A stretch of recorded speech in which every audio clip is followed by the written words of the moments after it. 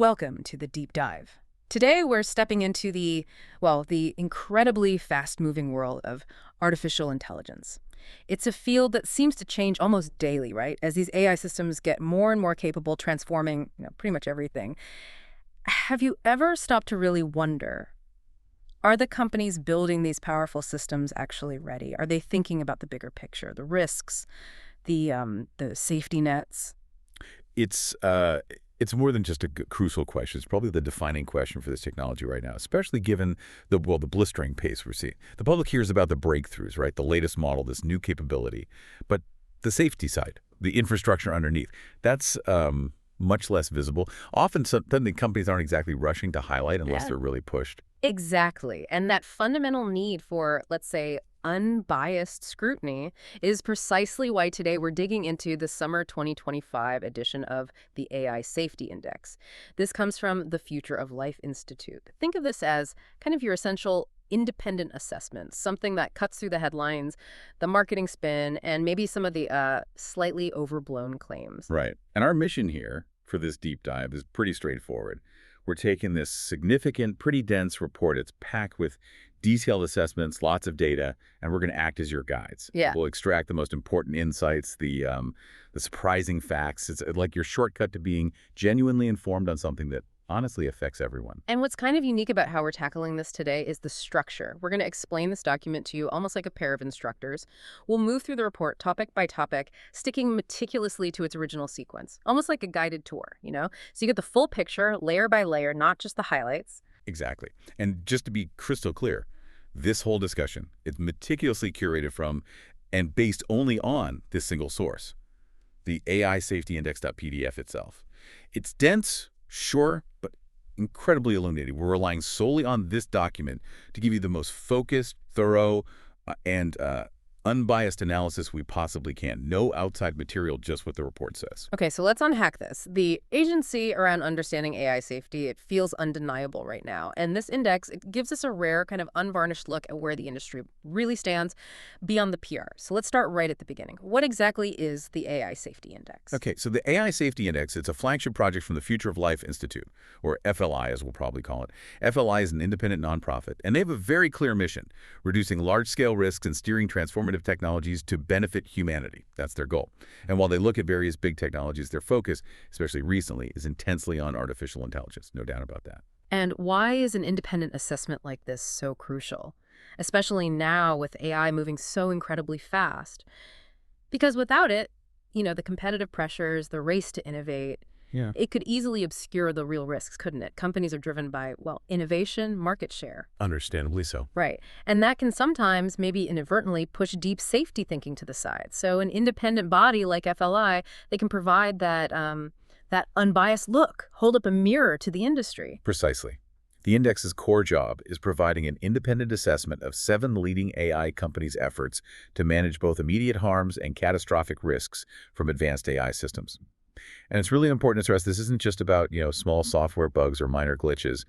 When the report talks about catastrophic risks, Yeah, what does that actually mean in this context? it means going way beyond simple malfunctions. We're talking potential systemic failures, large-scale malicious misuse, think AI-enabled bioterrorism or devastating cyber attacks, and, maybe the most chilling one, the potential loss of meaningful human control over highly advanced AI. That phrase, loss of meaningful human control, it really does give you pause, doesn't it?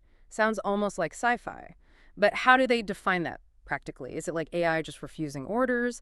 Or is it something, I don't know, more subtle? And you're saying the index isn't just looking at the code, but the whole company setup. That's a really sharp point. Loss of meaningful human control here isn't necessarily, a Terminator scenario. It could be much more subtle, like an AI system pursuing its programmed goals, but in ways that are totally misaligned with our values, our safety, and we just lose the ability to steer back or shut it down. Imagine, say, an AI optimizing a supply chain, but it takes some extreme unforeseen action that we never approve of, but now it's kind of out of our hands. And yes, you're spot on.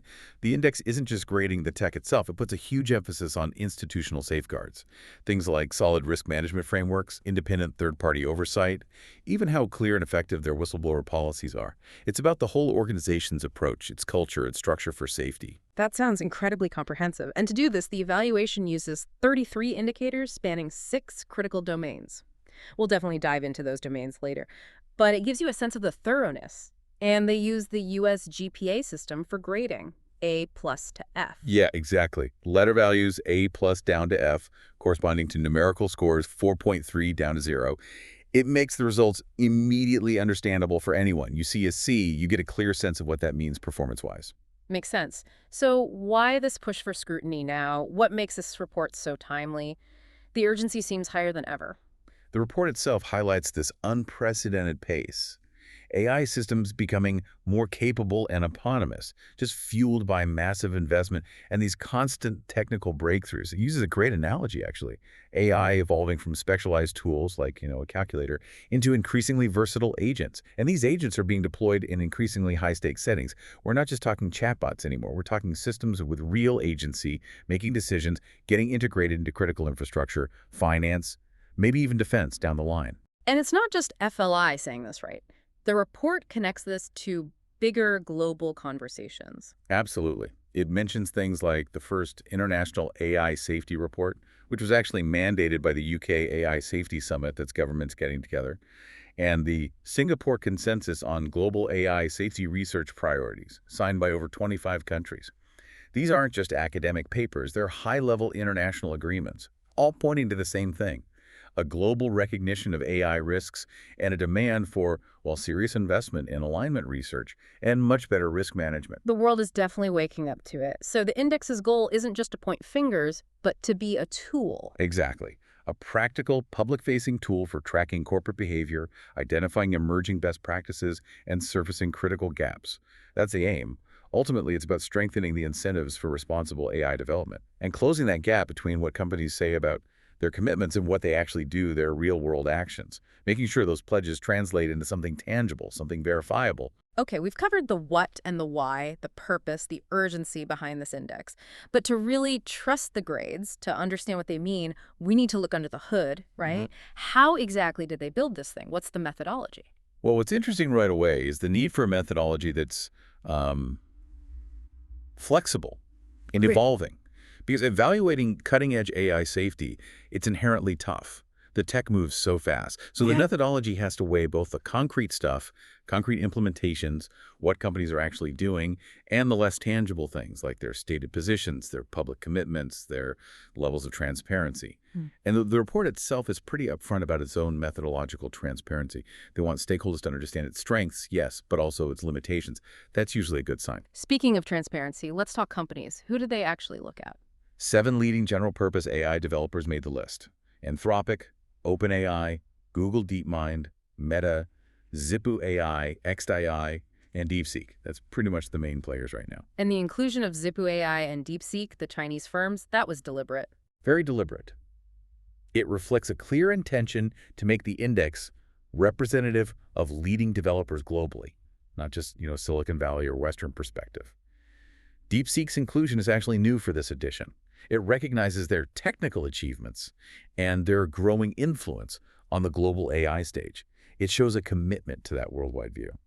That global perspective is vital. Were any big names left out? Yes, the criteria were quite specific. They only included companies that have deployed models with competitive performance on public benchmarks. So firms like, say, Safe Superintelligence Inc., which state they're aiming for AGI but haven't actually released frontier models that are widely used or benchmarked yet, they were excluded.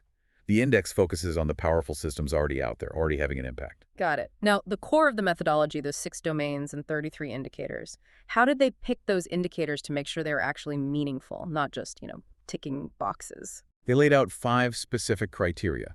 First, high signal value indicators that really show substantive differences between companies. Second, implementation focus, prioritizing actual demonstrated measures over just talk. Third, information availability, making sure there was enough public evidence to even make an assessment. Fourth, clear definition. So evaluation is consistent. And finally, leadership recognition, rewarding practices that really set a high bar for the industry. It's fascinating how carefully they chose the lenses, the domains to view these companies through. Each one captures a really distinct, vital piece of responsible AI development, like a full health checkup, basically. Maybe we could do a quick tour, just briefly introduce what each domain is really asking. Absolutely. Good idea. First up, risk assessment. This asks, Are companies rigorously identifying potential dangers, even the obscure ones, from their current models? It's about foresight, being thorough. Then, current harms. This is about the now. How effectively are models mitigating real-world problems right now? Bias, misinformation, privacy issues. Third, safety frameworks. Do they have comprehensive, published plans and clear processes for managing risks across the whole AI lifecycle development, deployment, everything? Fourth, existential safety. This is the big one. Are they preparing for the most extreme, potentially civilization-altering risks from future super-advanced AI systems that might match or beat human capabilities? Fifth, governance and accountability. Is the company structure, its internal culture, actually set up to prioritize safety over short-term profit? And are they transparent about how safety decisions get made and enforced? And finally, information sharing. How open are they with critical safety data, technical specs, incident reports? Are they allowing for wider scrutiny and learning? Together, these six really paint a holistic picture. That's a really solid framework. So, with those domains set, how did they actually collect the evidence? What were the sources? The evidence collection was very current, between March 24 and June 24, 2025, so it's a recent snapshot. The main source was publicly available information. That means things like technical model cards, peer-reviewed research papers, official company policy documents, blog posts, even recordings or transcripts of interviews with leaders. They also looked at performance metrics on external safety benchmarks and cross-referenced info using news reports from credible outlets. So, mostly public records, what companies choose to put out. But they did try to fill gaps with a direct survey, right? Yes, they did. FLI sent out a detailed 34-question survey. It was designed specifically to address those transparency gaps, areas where public info is often scarce, like details on whistleblower protections or results from external evaluations.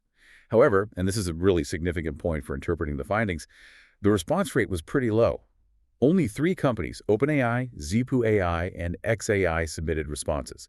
That's just 43% of the companies assessed. Anthropic, Google DeepMind, Meta, and DeepSeek didn't respond.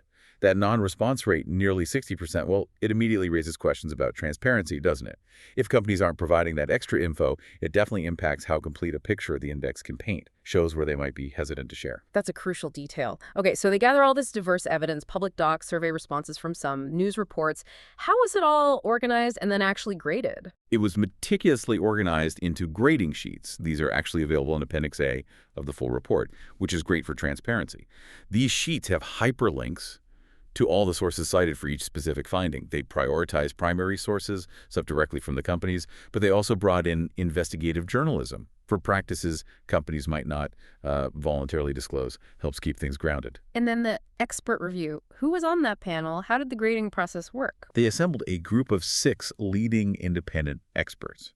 A really distinguished panel, top AI researchers like Stuart Russell, Dylan Hadfield-Manel, governance specialists like Jessica Newman. They were picked for their deep domain expertise and, critically, their absence of conflicts of interest to ensure impartiality. These experts assigned the letter grades A+ to F for each company within each domain. They also provided brief justifications and recommendations.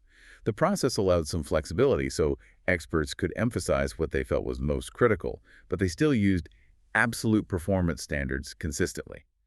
Importantly, individual reviewer grades were kept. Confidential encourages honest assessment, and the final scores we see are the averaged expert grades. Sounds like a pretty robust process aiming for fairness. But like you said, no methodology is perfect, especially for something this complex and fast-moving. There are always limitations. Absolutely. And acknowledging those limitations is key to interpreting the results fairly, right? To understand what the grades can and can't tell us. So let's talk limitations. What were some of the big ones the report itself flags? The first major one is about information availability and verification. The whole thing relies primarily on public information, which inherently creates fundamental constraints. As the report puts it, companies control their disclosure levels, making it difficult to distinguish between poor transparency and poor implementation. Meaning, if a company is quiet about safety, is it because they're doing nothing or just saying nothing? Hard to tell. And a critical point, FLI, as an outside group, cannot independently verify company claims and must assume official reports are truthful. That's a significant limitation given the high stakes involved. If a company says they do X without independent proof, the report essentially has to take their word for it. It's a big caveat. That's a huge hurdle if transparency isn't mandated. What else? There's also the geographic and cultural context.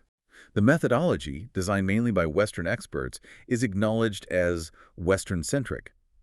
And this may adversely impact the scores of the Chinese companies Zhipu and DeepSeek.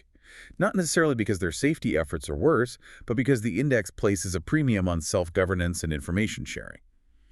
Those norms are just less prominent in Chinese corporate culture where, as the report notes, China already has regulations for generative AI in place, so there's less emphasis on companies self-regulating publicly compared to the US and UK, where the other firms are based and where similar government rules for frontier AI don't really exist yet. That context is crucial for understanding their lower scores. That's important for balance, yeah, understanding the context, not just the number. What about constraints in the assessment process itself? The report is quite candid. Focusing on observable, documentable practices may undervalue crucial but hard-to-measure factors such as safety culture. You can document a policy, but measuring the actual culture, whether people feel safe speaking up, much harder. Also, even with diverse experts, the panel cannot encompass all relevant domains, and inevitably reviewer backgrounds influence assessments, despite best efforts at objectivity. But, importantly, FLI states they're committed to mitigating these issues and improving the index over time. That shows they're thinking critically about their own process. Okay, so with that deep dive into the methodology and its limits, let's get to the main event, the industry's report card, the overall results and key findings. And this is where it gets, well, really interesting and frankly, pretty sobering. Yeah, sobering is the word. The headline result is genuinely alarming. No company achieved higher than C plus A, indicating that even industry leaders fall short of adequate safety standards. Well, let that sink in. Not a single leading AI company, even the ones pushing the boundaries, got above a C plus A. It signals this profound disconnect. Capabilities are soaring, but the safety infrastructure is barely passing, if that. Let's just run through the actual graded list so people have it clear. Sure. Top was Anthropic with an overall grade of C+, score 2.64. Then OpenAI with a C, score 2.10. Google DeepMind got a C, score 1.76. Then we dropped to D grades. X.AI with a D, score 1.23, and Meta also with a D, score 1.06. And finally, Zhipu AI got an F, score 0.62, and DeepSeek also received an F, score 0.37. Wow. Those aren't just abstract letters. They paint a really stark, concerning picture, an industry racing ahead, maybe without the right controls in place. So let's unpack the key findings. What put Anthropic at the top, even with just a C+, what did they do relatively well? Anthropic got the top spot for several reasons. They led on risk assessments. Notably, they conducted the only human participant biorisk trials. This wasn't just theoretical. They actually tested if their AI could help someone create bioweapons using real people in a controlled way. That's proactively probing the worst-case scenarios, which is rare.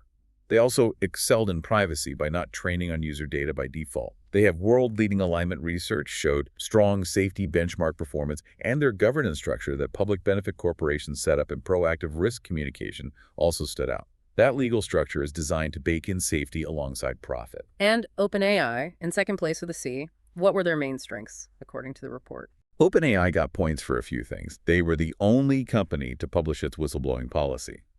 Although, big caveat here, they only did it after media reports revealed some pretty restrictive clauses in it, so reactive transparency, maybe. They also outlined a more robust risk management approach in their safety framework, specifically testing risks on pre-mitigation models, seeing what the raw AI could do. And, importantly, they engaged comprehensively with the AI Safety Index survey, which, as we said, most others didn't. They shared more details on external evils and model specs, too. Okay, now this next finding. It feels like a massive red flag. It's honestly unsettling. Companies are openly talking about achieving artificial general intelligence, AGI, within a decade. AI matching or beating human capabilities. So how ready are they for that? This is where, as one reviewer put it gets deeply disturbing. The report states it bluntly. Companies claim they will achieve artificial general intelligence, AGI, within the decade, yet none scored above D in existential safety planning. And there's this direct quote from a reviewer that just hits hard. Despite racing toward human-level AI, none of the companies has anything like a coherent, actionable plan for ensuring such systems remain safe and controllable. It reveals this huge, frankly terrifying gap between their ambition and their actual preparedness for the most powerful technology imaginable. That's staggering, a huge gap. What about testing for more immediate but still potentially catastrophic, dangerous capabilities, like AI assisting with bio or cyber terrorism? Another major gap identified.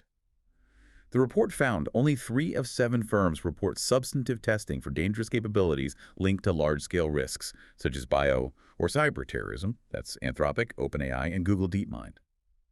So most aren't even reporting tests for these extreme misuse cases. And even for those 3 leaders, the expert criticism was sharp. The underlying safety tests still miss basic risk assessment standards. A reviewer specifically said, the methodology reasoning explicitly linking a given evaluation or experimental procedure to the risk, with limitations and qualifications, is usually absent. Meaning it's often unclear how the tests relate to real risks or how reliable they are. The consequence: very low confidence that dangerous capabilities are being detected in time to prevent significant harm.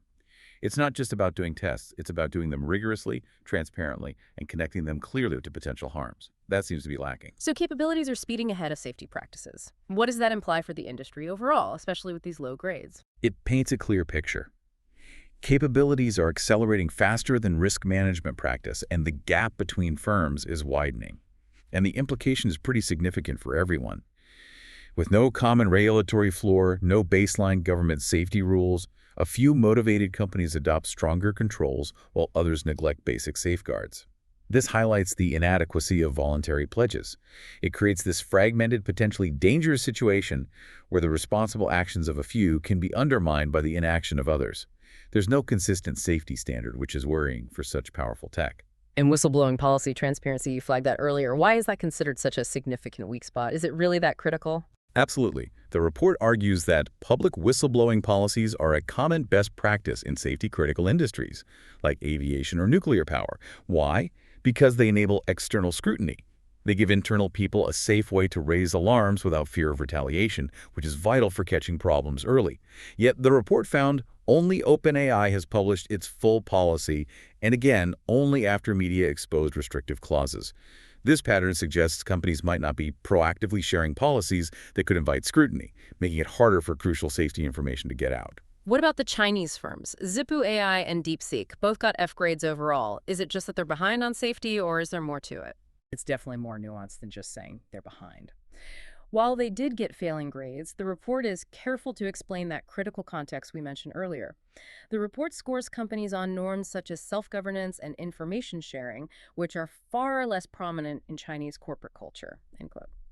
And remember, China already has regulations for advanced AI development, so there's less reliance on companies doing their own public self-governance compared to the US and UK, where government regulation for frontier AI is still developing. It's a crucial factor in interpreting their scores fairly. Right, important context. And just a quick note for listeners, this scoring wrapped up in early July 2025. So given how fast things move, it doesn't capture super recent events like, say, xAI releasing Grok 4 or Meta's latest superintelligence news. It's a snapshot, but a really critical one. And the overall takeaway from all these findings, pulled together, it's stark. These findings reveal an unregulated industry where competitive pressures and technological ambition far outpace safety infrastructure and norms. And this fundamental imbalance, the report warns, becomes more dangerous as companies pursue their stated goal of achieving artificial general intelligence, AGI, that matches or exceeds human capabilities within the decade. It's a serious warning flare for policymakers and the public. Okay, so we have the big picture, the overall grades, the major warnings.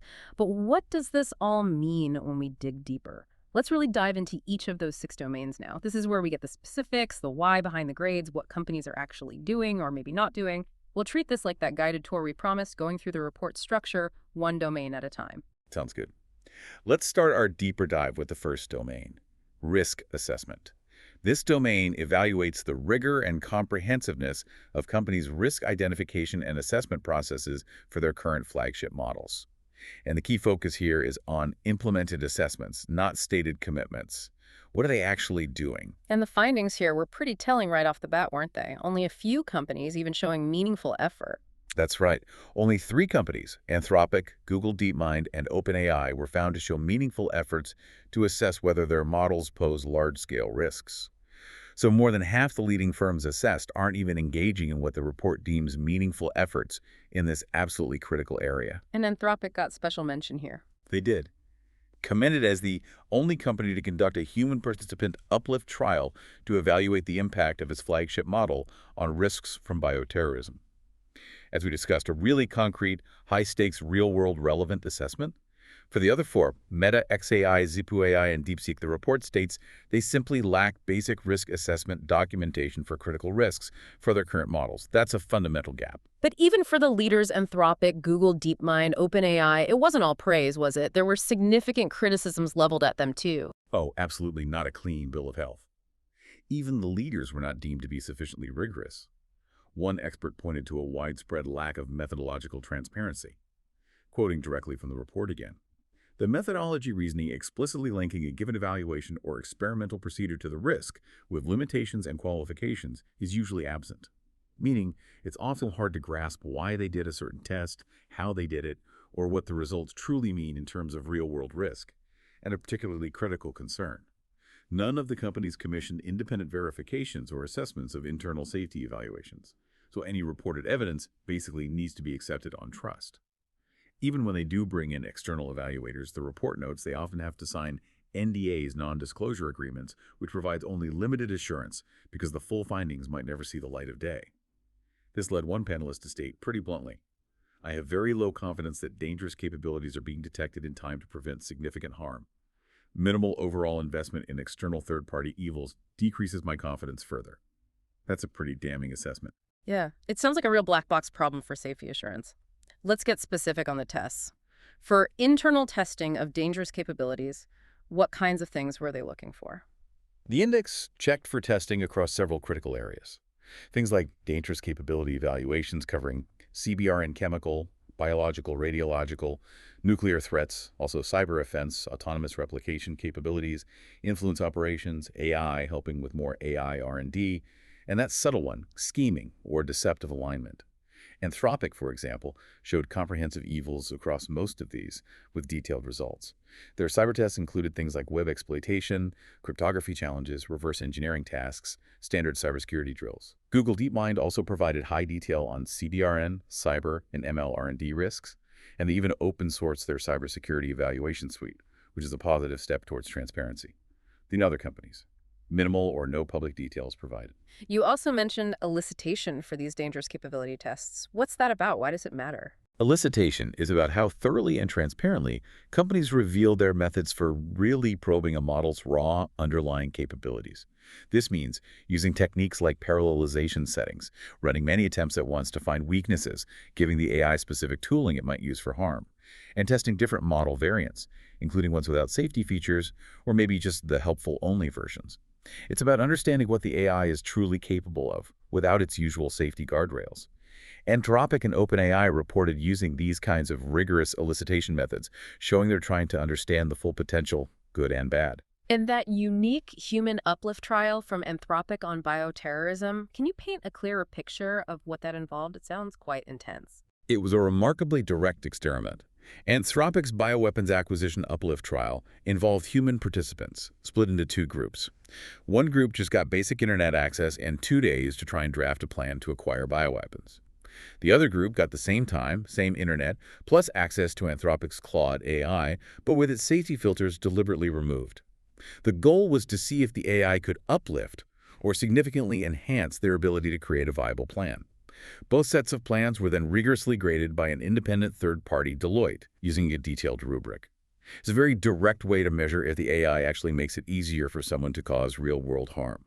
A proactive approach to a very high-stakes risk. There's a stark example of rigorous assessment. What about external testing? Are companies opening themselves up to outsiders finding flaws? Bug bounties? Well, on independent review of safety evaluations, the report finding was blunt.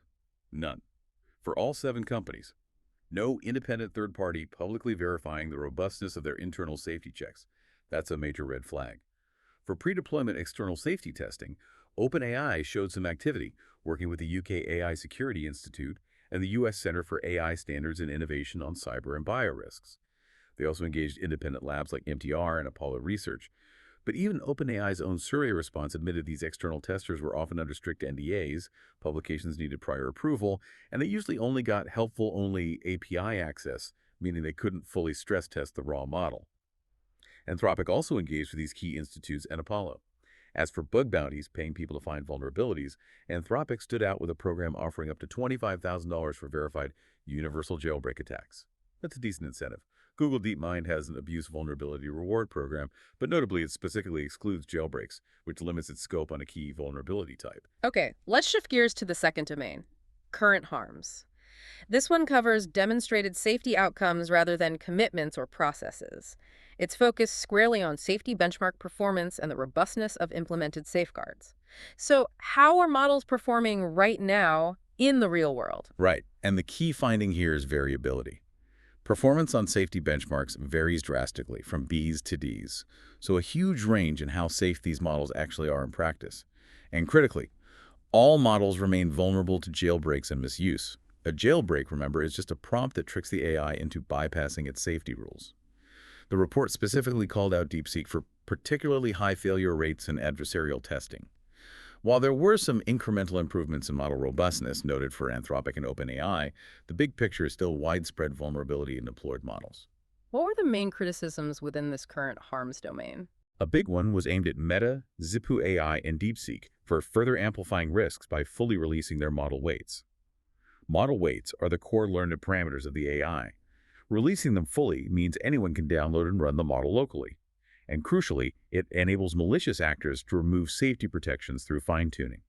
They can basically create uncensored, potentially dangerous versions. Watermarking systems key for tackling AI-generated misinformation remain underdeveloped for most companies. Though Google DeepMind's Synthid for images was highlighted as the most advanced implementation, allowing AI images to be subtly marked.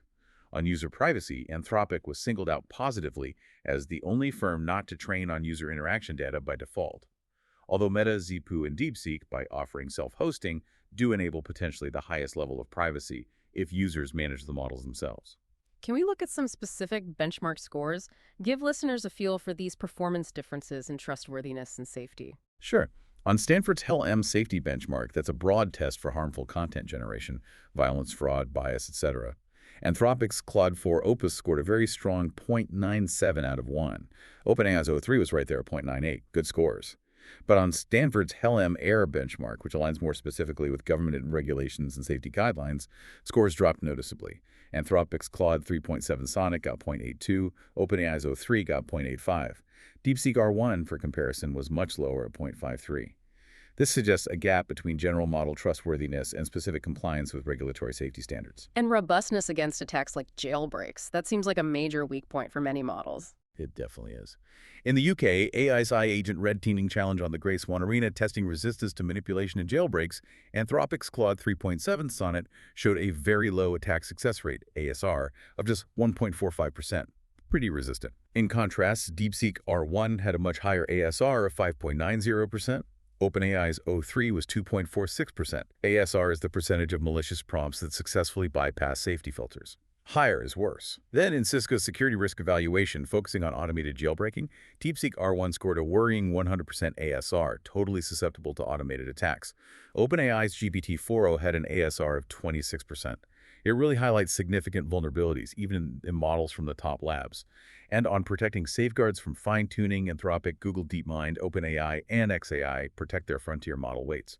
The built-in safety stays even if customized. But DeepSeek, Meta, and Zippo AI release their weights fully, letting anyone strip out those safety protections. Okay, domain 3, safety frameworks. This evaluates the company's published safety frameworks for frontier AI development and deployment from a risk management perspective. Basically, they're formal plans and policies analyzed by Safer AI. Right, and a very clear finding up front. Zippo AI and DeepSeek got Fs here for not having published a comparable safety framework in the first place. Zippo AI had even promised one publicly at the Seoul AI Summit, but hadn't delivered by the time of assessment. That's a fundamental gap. For the others, the report did note some distinct strengths, like Anthropic's detailed approach to identifying risks, OpenAI's commitment to publishing evaluation results, Google DeepMind using clear alert thresholds for dangerous capabilities, and Meta's efforts in ongoing monitoring.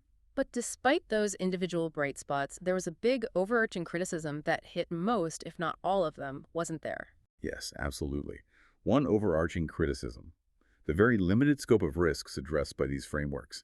Many seem focused narrowly on immediate harms, maybe not fully grappling with the more systemic or extreme risks. And a major pervasive weakness, identified across the board, was the absence of external oversight mechanisms. While some, like OpenAI and Anthropic, made some early efforts, they were deemed insufficient. As one reviewer powerfully put it, highlighting the weakness of a plan without teeth. If no one has point and power, the quality of risk understanding is kind of moot. There's also a widespread lack of specifics on conditional pauses, concrete, externally verifiable triggers for halting development or deployment if certain risks emerge, and no reliable enforcement mechanisms for these pauses, even though companies signed on to commitments like those made at Seoul. The overall conclusion for this domain, pretty sobering. None of the companies could be trusted to prevent catastrophic risk with a high degree of confidence, based purely on their current published frameworks. These key documents lack critical governance mechanisms needed for really high-stakes situations. And just to clarify, when we talk about these frameworks, we mean specific documents like Anthropic's Responsible Scaling Policy v2.2, OpenAI's Preparedness Framework v2, Google DeepMind's Frontier Safety Framework v2.0, right? Formal, often lengthy policy documents. But the issue, as you said, is how robust they really are, and crucially, whether they can actually be enforced when it matters. Exactly. Which leads us nicely, if perhaps alarmingly, into Domain 4, existential safety. This section examines companies' preparedness for managing extreme risks from future AI systems that could match or exceed human capabilities. This is about the really long-term, potentially civilization-level risks from truly advanced AI.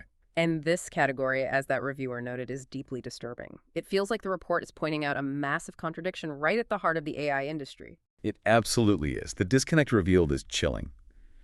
All 7 companies are openly racing to build AGI within the decade. That's their public goal.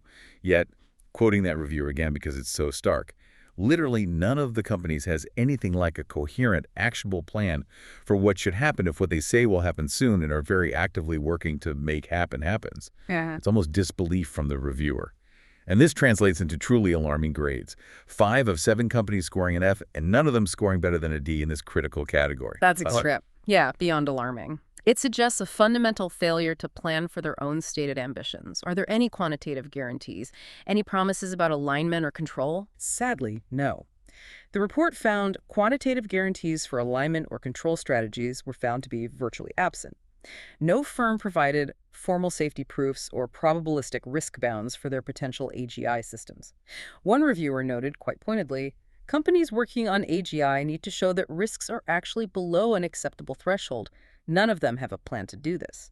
Furthermore, OpenAI's overall safety approach drew particular fire here, leading to their grade dropping to an F in this domain. The report mentions high turnover on the safety team and failure to meet superalignment commitments as signs of a concerning shift in priorities away from long-term safety. And notably, XAI, Zupu AI, and DeepSeek seem to be doing very little concrete technical research aimed specifically at these extreme risks, suggesting maybe a limited focus or understanding of these profound future challenges. Let's look at the strategies, or maybe the lack of them, that companies have shared publicly about existential safety. What do their documents or statements tell us about their plans for AGI? You see a real range here. Anthropic CEO Dario Amodei, in their blog, The Urgency of Interpretability, argues forcefully that mechanistic interpretability, basically, understanding why an AI does what it does, opening the black box needs to advance rapidly for safe deployment of transformative AI, which he thinks could be here by 2026-2027. He calls it a race between interpretability and model intelligence.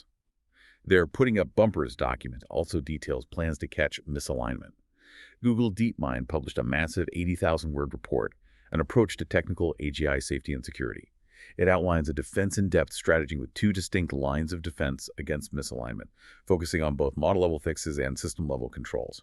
But even they admit it's a roadmap, not a finished solution. And Meta and OpenAI, also huge players in this race. Meta, especially via Mark Zuckerberg, often pushes the open-source AI as the path-forward idea. They argue open models are safer because more people can scrutinize them. Critics, however, say this kind of sidesteps the core existential risks from highly capable systems, focusing more on current issues. OpenAI released a blog on how we think about safety and alignment, talking about continuous progress and defense in depth. But crucially, their very ambitious super alignment team announced in 2023 aiming to build an automated alignment researcher within 4 years. It was noticeably disbanded in 2024 after key leaders quit. That's a major concerning shift that directly hit their grade here. XAI and Zippo AI, as mentioned, had little concrete technical research published on these risks, even if their leaders sometimes acknowledged the dangers publicly. What about monitoring for things like AI scheming or deceptive alignment? Are there plans for that? This refers to having concrete plans to detect and prevent sophisticated AI misbehavior, like an AI hiding its true goals. The report looked for concrete implementation plans for detection and prevention, and protocols for investigating such scary possibilities. The findings: a significant lack of such detailed public plans, leaving big questions about how companies would actually handle these advanced, subtle forms of AI risk if they emerged. And broader AI safety research, supporting external work. The report actually quantifies research publications. Anthropic had 32, Google DeepMind 28 papers on technical AI safety, while OpenAI had 12. These often focus on things like mechanistic interpretability, scalable oversight ways to make AI more understandable and controllable. For supporting external safety research, they looked at things like mentorships, funding, crucial deep model access beyond just the public API, or providing computing power. Anthropic stood out a bit with its external researcher access program, $1,000 API credits, but overall, comprehensive programs for external access and compute resources seem pretty nascent. Okay, fifth domain, governance and accountability. This audits whether each company's governance structure and day-to-day operations prioritize meaningful accountability for the real-world impacts of its AI systems. This is about the company's fundamental setup. And here, Anthropic really shone, earning an impressive A. Their Public Benefit Corporation, PBC, status, and unique long-term benefit trust, LTBT structure, got high marks. These are specifically designed to reduce short-term profit incentives and strengthen long-term safety considerations. A PBC legally obligates the company to consider societal impact alongside profit, and the LTBT is an independent trust set up to eventually select the majority of Anthropic's board, aiming to ensure a long-term safety focus. OpenAI, conversely, their planned transition away from its original nonprofit structure was seen by reviewers as weakening alignment to its safety-focused mission. Connecting this to the bigger picture, lobbying on regulations feels like a critical indicator here, doesn't it? What are these companies actually pushing for or against when it comes to the rules that might govern their own powerful creations? Absolutely. This is a significant factor in the governance and accountability grading. Anthropic, for example, showed partial endorsement of SB 2047 in California. That's a state bill aiming for stronger AI safety rules for frontier models. They also notably opposed federal preemption of state-level regulation, arguing states should be able to set potentially stronger standards. XAI's Elon Musk also publicly backed SB 2047. But in stark contrast, and this is critical, experts reduced grades for OpenAI, Google DeepMind, and Meta for lobbying against key AI safety regulations, including the EU AI Act, SB 2047, and the RAISE Act. This shows a clear split. Some seem willing to engage with regulation, others are actively pushing back against it. In the whistleblowing policies, we touched on this as a systemic weak spot. What specifics did the report find? Indeed. Public whistleblowing policies are a common best practice in safety-critical industries. Think nuclear, aviation because they enable external scrutiny, and let internal concerns surface safely. Yet, as noted, only OpenAI has published its full policy, and crucially, only after media reports revealed highly restrictive non-disparagement clauses. Suggests it was reactive, not proactive transparency. Google DeepMind and Meta were specifically flagged for past incidents involving retaliation against employees who raised concerns. That kind of history can create a deeply chilling effect on safety culture, making employees afraid to speak up. Let's dig into some of those specifics. You mentioned lobbying, the whistleblowing track records. On lobbying, what exactly happened with those regulations? Okay, for the EU AI Act, Google, DeepMind, Meta, and OpenAI all argued against classifying general-purpose AI as inherently high risk, claiming it would stifle innovation, a common argument. On California's SB 147, Stronger State-Level Frontier Model Rules, Anthropic CEO Dario Amodei eventually gave cautious support after influencing some changes. But Google DeepMind, Meta, and OpenAI explicitly opposed it, citing burdens and fragmentation. For New York's RAISE Act, Meta and Google DeepMind opposed it via industry groups. And on that key issue of federal preemption, should federal rules override state laws? Anthropic opposed it, favoring states' rights to set higher bars. Google DeepMind, Meta, and OpenAI supported preemption, preferring one national standard, which critics worry could lead to weaker overall rules. And the company structures, Anthropic's unique setup versus OpenAI's journey. Anthropic's PBC and LTBT structure is genuinely different. The long-term benefit trust, designed to eventually pick the board based on long-term safety commitment, is a real structural innovation aimed at prioritizing safety over short-term profit. OpenAI, conversely, started nonprofit, then added a capped profit arm. Critics, like those behind the not-for-private gain legal letter mentioned in the report, argue this weakened its original safety mission, especially with their proposed move to a Delaware PBC. The report also notes XAI's Nevada for-profit benefit corporation status, aimed at advancing human scientific discovery. These different structures have real implications for accountability. And the whistleblowing track record, are there specific examples that show that chilling effect you mentioned? Yes, the report details several. At Google, incidents like firing Satyajit Chatterjee over AI chip concerns and the high-profile exits of Margaret Mitchell and Timnit Gebru after they flagged AI bias and ethics issues paint a picture of a potentially challenging environment for raising concerns. Meta had significant issues, too. Sarah Wynne Williams facing arbitration over an NDA after testifying to Congress, an LRB ruling finding their separation agreements illegal due to restrictive clauses, past reports of firing employees for leaks, and well-known whistleblowers like Sophie Zhang and Frances Haugen raising alarms about platform harms. And OpenAI has faced a lot of public scrutiny on its internal culture recently, too. Yes, the report documents a string of concerning events at OpenAI. The dissolution of their AGI readiness team, high-profile resignations like Superalignment co-lead Yan Like, who publicly said safety culture and processes have taken a backseat to shiny products, the right-to-warn open letter from staff demanding protection for raising risk concerns, citing a climate of fear, and that very public reversal on their equity clawback clauses potentially canceling vested equity if ex-employees criticize the company. Critically, that change happened only after media exposed the clauses, suggesting external pressure was the catalyst for reform. These incidents, the report notes, can seriously damage safety culture. Right, okay. Last domain, information sharing. This gauges how openly firms share information about products, risks, and risk management practices. Basically, transparency. Compared to the previous year, OpenAI actually stood out for its engagement with the AI Safety Index survey. They provided more detailed model specs and regularly disclosed instances of malicious AI use they'd found. That was seen as a positive step towards more openness. On risk communication more broadly, Anthropic was recognized again for its proactive stance in informing policymakers and the public about critical risks. Their leadership consistently talks about potential dangers.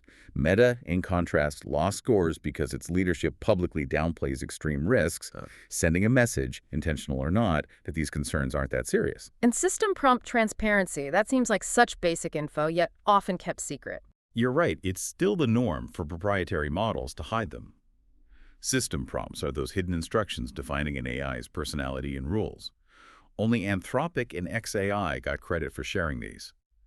The report uses XAI's Grok model incidents as great examples of why this matters.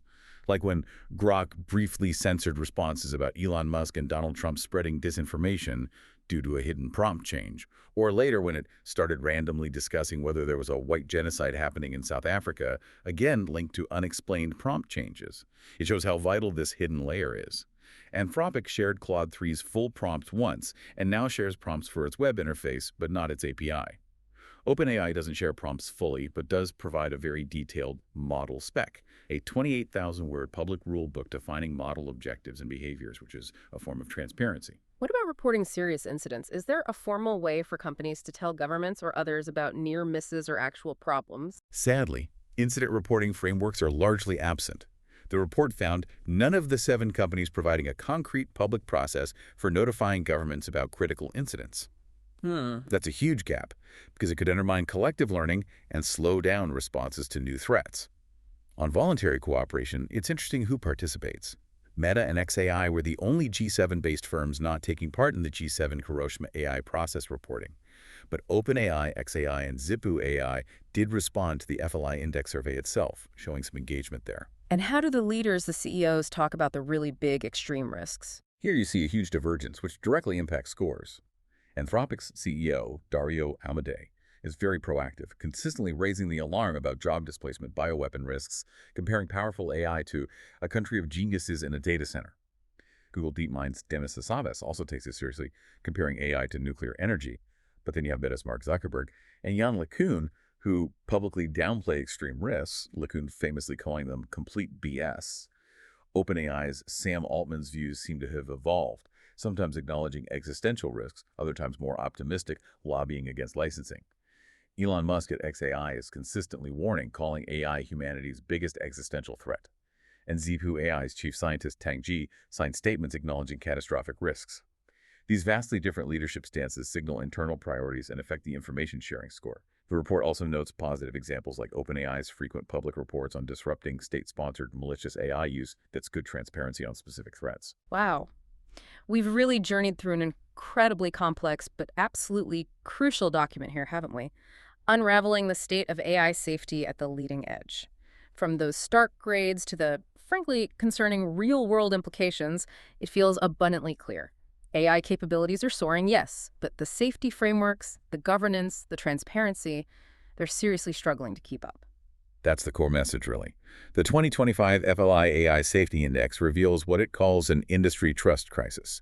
Despite this growing global consensus on the profound risks, despite the evidence of incredibly rapid capability jumps, the experts behind this report warn that the gap between ambition and safety preparedness isn't just there, it's widening. With no company getting higher than a C+ overall, reviewers express serious doubts that the industry's current self-regulatory approaches will be anywhere near enough to handle the sheer scale of the risks involved. The picture it paints is truly troubling, isn't it? It should give everyone pause. These companies are openly racing towards AGI, expecting superhuman AI this decade. Yet, as that reviewer starkly noted, and it really bears repeating, none of the companies has anything like a coherent, actionable plan for controlling these systems if or when they arrive. That is deeply, deeply concerning. And that leads directly to that finding of very low confidence that dangerous capabilities are being detected in time to prevent significant harm, especially with such minimal investment in independent third-party checks. The Future of Life Institute, through this index, is committed to keep tracking this, refining their assessments, highlighting both the concerning gaps and emerging best practices. They're acting as a crucial watchdog in this incredibly fast-moving field. This whole deep dive and the report itself, it really brings up a big question, doesn't it? What does all this mean for you, the listener? As an informed citizen in a world increasingly shaped by AI, it means, I think, becoming a more critical consumer of the AI news cycle, understanding that progress isn't always the same as preparedness, recognizing that the slick demos often hide much more complex, sometimes worrying reality. And maybe most importantly, it means engaging in these conversations in your own communities, asking questions, pushing for accountability. It means asking those tough, probing questions about accountability and transparency. Not just asking the companies, but asking policymakers, too. It means understanding that the current state of AI safety is, frankly, nowhere near where it needs to be, especially given where the technology is headed towards truly transformative power.